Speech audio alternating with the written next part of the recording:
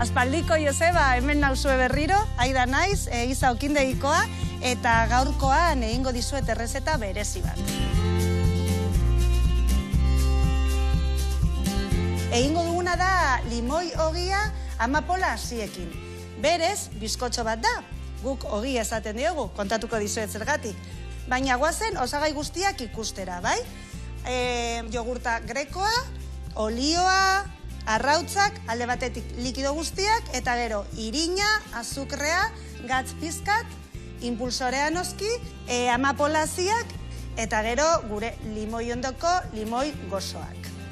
Orain dela urte batzuk, emakume okinen topaketa baten egon nintzen Madrilen, eta bertan, hango emakumeekin etxe egiten, batek esan zidan, ez? Eta, bueno, zu zergatik zara okina, kontaidazu zure historia.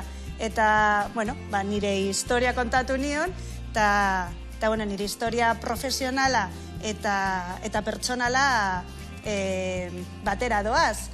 Orduan, kontatu nionean, esan zidan, ezagutzen duzu Pan de Limón con semillas de amapola liburua? Ze zure historiak gogorazten dit pila bat zurera. Eta esan nion ez nuelako ezagutzen. Eta handik 3 egunetara jaso nuen pakete batetzean, baritu zidala liburua.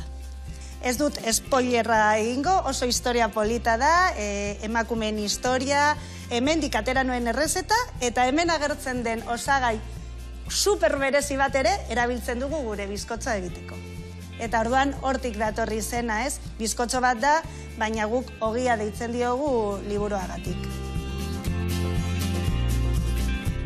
Udaberrian hasi ginen egiten, eta uda guztian zehar egon gara egiten, ze izugarrizko arrakasta izan du, hori oso freskoa da, esea, oso ondo mantentzen da, eta oso ondo sartzen da, ez? Moldetan egozten ditugu, eta gero hori saltzeko modua edo osorik edo zatika ere.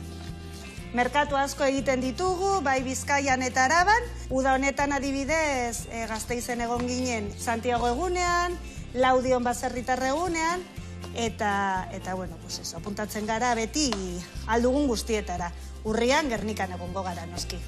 Eta ja, azken limoia gaude botatzen, eta kriston zapore hartuko du, eta orain nahaztuko dugu dena. Ikusten duzuenez, orea badaukagu prest, bere orain moldetan jarriko dugu, eta labera. Orduan, bizkotxo honetan daukaguna da limoiaren zapore potente hori, eta gero amapolaren kruntxia.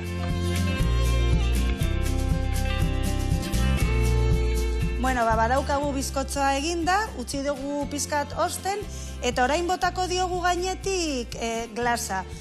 Guk egindakoa ere, glasa azukrearekin eta limoi zukoarekin nahaztuta.